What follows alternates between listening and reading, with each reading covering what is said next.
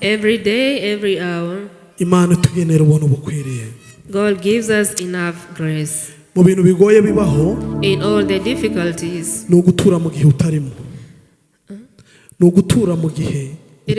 it is to live in time that does not exist.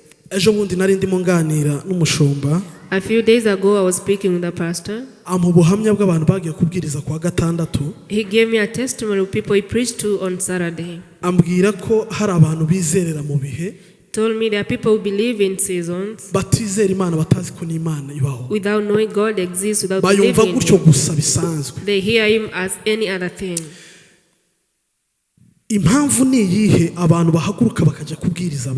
So what's the reason people go to preach to other people? It is a calling and hunger and thirst God puts in you. And until you've had that hunger, it's because nobody has called you to your ears. Hunger is not food for the stomach, but it is food calling to the stomach. Even the calling has its own calling. Bwana sifiwe. Amen. Umuhamagaro, a calling, waba uryamye, whether you're sleeping waba wicaye, or sitting down, waba uri kugenda mu modoka yawe, or walking, driving your car, kumva ijwi riguhamagara. you keep hearing that voice calling ukumva inzara n'inyota byo gukora you ikintu. feel a thirst and hunger to do Imana iri something. kuguhamagarira. God is calling you to that thing. Bwana sifiwe. Amen. Impamvu abantu batuye mu bihe bitari The reason ibyabo. people live in seasons that are not their own. Abantu benshi batuye muri past. Many people live in the past Bari muri present. when they're in the present. Abandi bagatura muri future. Others live in the future Kandi bari muri while present. still in the present. Nukubera iki? Why is this the case? Abantu benshi bafashwe n'ibikomere Many people have wounds by'igihe cyashize. of the past. Bwana sifiwe. Praise the Lord. Batuye mu gihe cyashize. They live in their past. Wareba umuntu ukabona mu mutwe wiwe ni nkaho hari ibindi bintu biri gutekerezwamo. You see a person and see them thinking Hari of other things. kwirukankamo ibindi bintu. There are other things running their mind Kubera ibintu yahuye nabyo ejo hashize. because of what they met in the past. Bwana Yesu asifiwe. Praise Jesus. Abandi nabo Other people, ubuzima bwabo babujugunye ejo hazaza. their lives has been thrown into the future.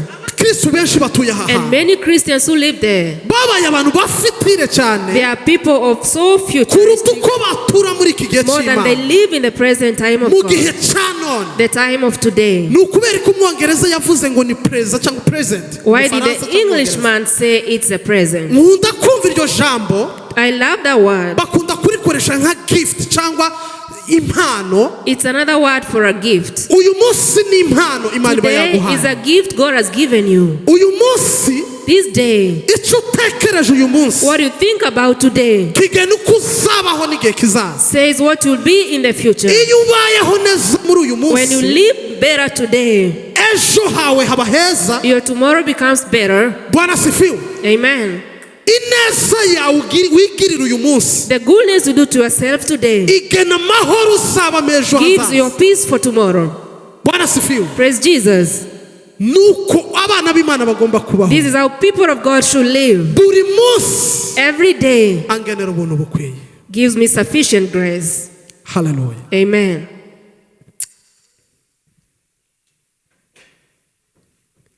Ijuru Heaven rirahari. is real. Nta gushidikanya guhari. There's no doubt Tuzarijamo. we shall go to heaven. Abandi nabo bazamuye kwizera Other people who have faith that bahamya high neza ko ijuru ubu ngubu baririmo. believe that they're in heaven right now. Ni ukubera ko abantu bafite iyo myumvire itandukanye. Why do people have different conflicting Ni beliefs? ukubera ko It is because no kumva Kristo kwabo gutandukanye. their understanding of Christ is different. Bwana Yesu asifiwe. Praise Jesus. Abantu benshi dusenga Many people pray. intego yacu ari ijuru, Our goal is heaven, ari ukuzajya mu ijuru. to go to heaven. Ariko icyo Imana idushakaho cyane But what God wants from ni us ukumanura ijuru ku is isi. to bring heaven on earth, Kumanura ubwami ku isi. bringing the kingdom to earth. Iyo atari gusenga umunsi umwe I was praying one day. yaravuze ngo ubwami bwawe bubeho mu isi He was praying one day and said, let your nk'uko kingdom buri mu come, ijuru. like in heaven. Intego ikomeye y'uyu murimo wa Ry'ububyutse Our greatest goal as New Covenant Ministry ni ukuzana ijuru ku isi. is to bring heaven on earth. Bwana asifiwe. Praise the Lord. Ni ukumanura ijuru, It is to bring down ni heaven, ukumanura ubwami to bring down the kingdom of God, tukaruzana mu bantu, to bring it to people, tukabuzana mu bana b'Imana. bring it to the children of God. Ubutumwa bune Matayo, Luka, Mariko na Yohana The four Gospels, Matthew, Mark, Luke, and John, bavuga ubutumwa bwo mu mubiri cyane cyane bibaga ku bintu biri kuba n'ibigiye kuba. they spoke so much of the present and the future. Pawulo aje When Paul came, atangira kubizana mu mwuka, bishura mu buryo bw'umwuka. he brought it to the Mu spiritual nzandiko aspect 13 yanditse. in his 3 letters. Bwana asifiwe. Amen. Arangije And then iwe azana urupfu rwa Yesu mu mwuka. he brought the death of Jesus to the spirit. Yandika ibyanditswe byinshi He wrote many scriptures agaragaza ko ruriya rupfu rutari urw'umubiri gusa, revealing the death was not of the ahubwo ubwo yari flesh, arimo apfa mu mubiri but though he died in mu the buryo flesh, bw'umwuka, in the spirit, ababibonaga natwe twarimo dupfa. those who could see it, we also died in Bwana it. Yesu asifiwe. Amen. Umunsi umwe Yesu bamugejeje kwa Pilato. One day they brought Jesus to Pilate. Ndaza gusoma ijambo ry'uyu munsi. I'm going to read the word of today. Don't Bamugejeje worry. imbere ya Pilato, When he came before Pilate, yabajije ikibazo. he asked one question. Abaza abantu arababwira ngo He asked people, ese hagati ya Yesu between Jesus na Baraba. and Barabbas. Babarhorere nde. Whom should we set free? Abantu bose batera hejuru. And all the people shouted. Baravuga ngo tubohorere Baraba. They said, set free Barnabas. Nawe biramutangaza. He was shocked. Mu yandi magambo, In other words, ni nkuko yakabajije ngo se uyu munyabyaha wakoze ibibi cyane. he could have asked this sinner N'uyu utarigeze ukora icyaha. and this faithful man, Ndeke ndagende. who should go free? Babohorere nde. Whom should I set free for you? Bose bavuze induru ngo umunyabyaha niwe They dukeneye. all shouted, we want the sinner. Umukiranutsi ntawe dushaka. Let the righteous man be crucified. Hallelujah. Hallelujah.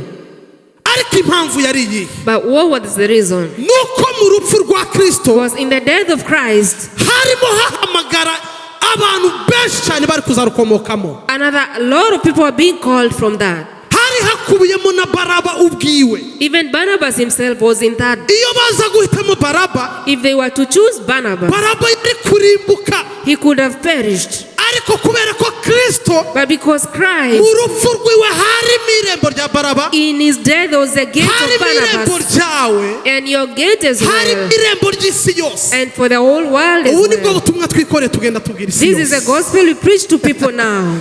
Hallelujah, hallelujah, Hallelujah, hallelujah. hallelujah. Bwana Yesu asifiwe. Praise Jesus. Utubohorere Baraba. Let Barnabas free.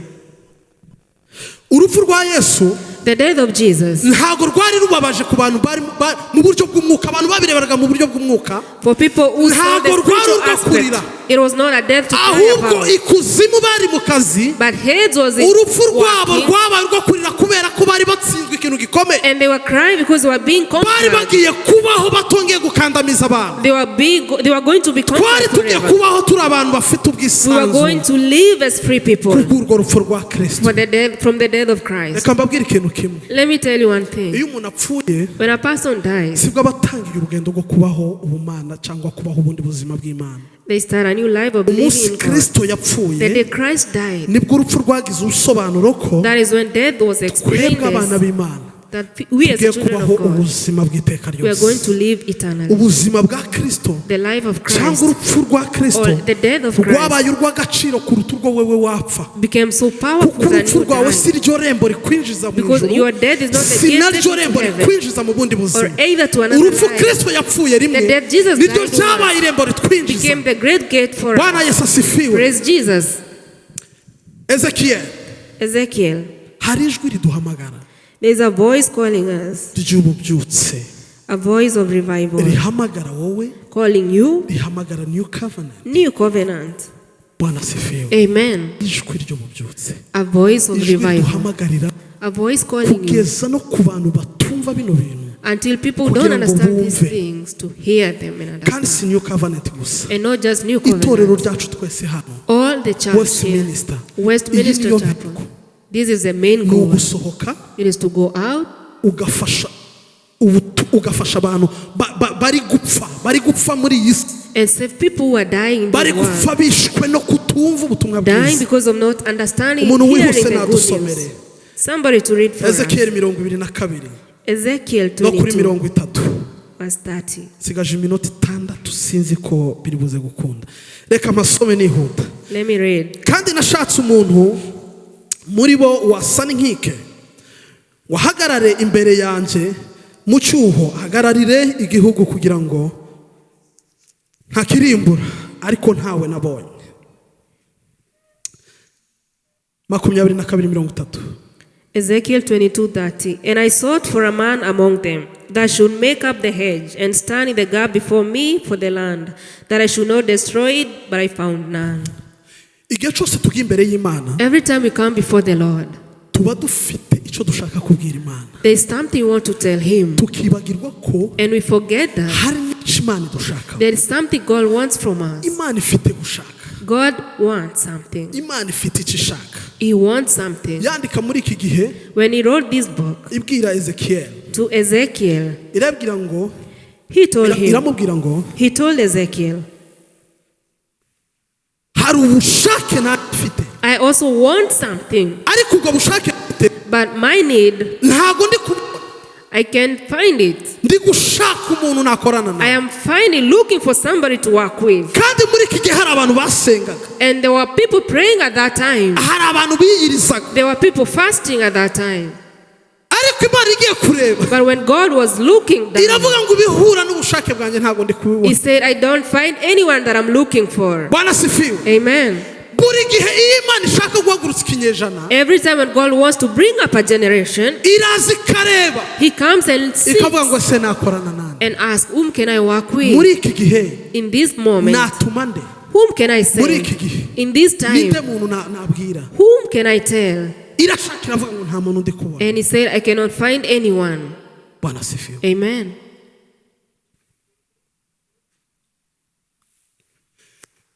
Buri gihe Every time Imana ikorana n'umuntu uri serious, God works with a man that is umuntu serious, ushaka gukora. a man who wants to work. Kandi reka nkubwire, And let me tell you, ntabwo bino bintu ari ukubivuga, it's not just saying these things ntabwo ari ukugenda ubivuga, and not just going and saying ahubwo them. ni ibintu bigera mu ngingo zawe, These are things that come to your organs kumva ubuza amahoro. and you feel peace. Bwana sifiwe. Amen. Nabwiye pasiteri tuba tuganira, I speak a lot with Pastor. yarambwiye ngo cyumweru gishize ngo tuzajyane ngo kubwiriza ngo door to door. Last week he told me that we need to go preach door to door. Ndamubwira ibyo bintu, And I told him that thing, numva nje ntabishobora. I feel like I cannot do Kubera it. iki? Why? Nuko ibindi nshoboye. Because there are other things that I'm able to do. Imana iri kureba ikintu, When God is looking at something, igihe ireba icyo ushoboye, He looks at what you can do. yarangiza And then ikabyutsa imbaraga nyinshi ziri muri kuko ziryamyemo ariko zitari gukora. He stirs power that sits in you not working. Ikabyutsa imbaraga nyinshi ziryamye muri wowe. He stirs power that is sleeping in you. Ushobora kutagenda ngo mvuge, I may not go and ariko speak, turi kumwe mu rugendo, but when we are walking together, tukajyana tukicarana, we will go and I sit with you. akavuga nkumva uko ari kuvuga, You will speak and I hear what you're tukajyana saying. tukicarana undi munsi We go to another nkumva uko ari place kuvuga. and I hear what you're Ejo ndi saying. mu modoka nanjye ntwaye, Tomorrow when I'm umugenzi driving, nanjye nkamuvugisha. I will also be able to speak to Ejo ndi mu somebody. kazi When I'm working, nkavugisha uwo turi gukora. I'll be able to speak with my Ikintu colleague. icyo ari cyo cyose kuri iyi si Anything in this world kirigwa. is learned. Bwana sifiwe. Amen. Haleluya. Hallelujah. Umunsi umwe One day, marayika w'Uwiteka yaraje asanga umugabo wari uri munsi y'igiti, the angel of the Lord came to a man under a tree iramubwira ngo wa munyembaraga we, and told him, you ni powerful wowe muntu man, mbonye ufitemo imbaraga muri we, I see power, strength ushobora in you gukiza ubwoko bwanjye akarwana to n'abamidiyani. save my people and fight with the Aramubwira enemy. abwira Imana ati wawe warebye. And he told the angel, you lied to Jewe yourself. nta mbaraga mfite, I don't have any strength. n'umuryango wacu uri hasi Even my cyane, family is ku buryo inferior udashobora rwose, ndaguhakane ku buryo udashobora kubonamo n'umuntu, in a way that I cannot. ntago bikunda. It is not possible. Ariko Imana iramubwira ngo But God told him, noneho genda uko imbaraga zawe ziri go zingana. as your strength is. Ikintu gitangaje ucumve, Something surprising. ntabwo Imana yamwongereye n'imbaraga. God did not give him more strength. Oya, Not at all. yaramubwira ngo izo ufite Told zonyine him, zirahagije. what you have is enough for Muri you. twebwe haryamyemo imbaraga nyinshi twebwe tutazi In us, sleep kandi power, zikomeye. great power. Nimba wicaye uhaguruke gusa ugende. If you're seated, just start and go. Bwana sifiwe. Amen. Yesaya 6 no ku murongo wa 8. Isaiah 6:8. Numva ijwi ry'umwami rimbwira riti, ndatuma nde? Ninde natuma? Ninde watugendera? Maze ndavuge nti bari nje utuma. Bwana sifiwe. Amen. Also I heard the voice of the Lord saying, whom shall I send, and who will go for us? Then I said, here I am, send me. Dore ikintu gitangaje. Something that is surprising. Mu gice cya mbere In the first chapter, Yesaya yarahanuraga. Isaiah was prophesying. Mu cya kabiri Second chapter, nabwo yarahanuraga kandi barasengaga. he was prophesying and praying. Mu cya gatatu no mu cya kane no mu cya gatanu Chapter 4, 5, and ibyo 6. byose byarakorwaga. All that was happening. Ariko mu gice cya gatandatu And then chapter 6, yumva ijwi rimubwira ngo he heard a voice saying to him, ndatuma nde? whom shall I send? Kumbe cyagiye cyose muri bya bice byose Imana yari itarabona uwituma. Meaning in the first chapters, God found no one to send. Imana ishaka kuvuga ngo Mana ndahari. God wants you to say, Lord, I am here. ni njyewe uhari Mana watuma, Lord, I am here, send ni me. njyewe uhagaze wo kuvuga ubutumwa bwiza. I am ready to preach the gospel.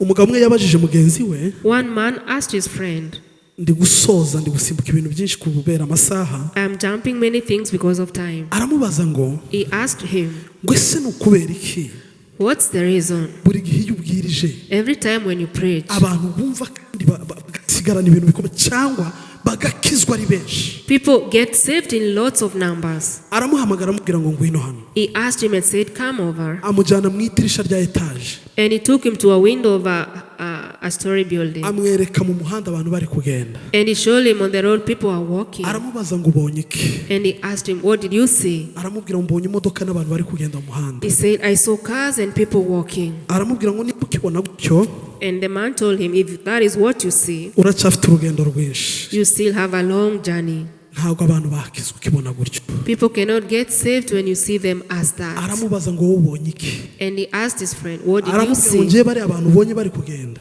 And he told him, the people that I see walking, njye mbonye bari kurimbuka. I saw them perishing. Icyo kintu cyonyine gitandukanye cyo kureba That thing in seeing things differently nicyo gituma nsenga cyane kugira ngo bari abantu nabo nkuremo abandi bantu baza mu bwami. is what makes me to pray so much to have other people come to the kingdom. Hallelujah. Hallelujah. Hari ibintu bibiri nsorejeho: There are two things I conclude on. gusenga no kwiga ijambo ry'Imana Praying and learning the word of God bizagufasha kugenda kuvuga ubutumwa will bwiza. help you go preach the gospel. Hari ikintu kitasigana n'ikindi muri ibi bibiri. There is something that they have to work together. Nimba dusenga cyane If we pray too much, buri munsi tugasenga, every day we pray. wajya kuryama ugasenga, wabyuka Before ugasenga, you sleep, you pray. When you wake up, you iminsi pray. 365 usenga buri munsi, 365 days praying amasaha every day. 28 usenga, 24 hours praying. ariko utabwiriza ubutumwa bwiza, utabwiriza ubutumwa bwiza, Without preaching the gospel, abantu bazarimbuka.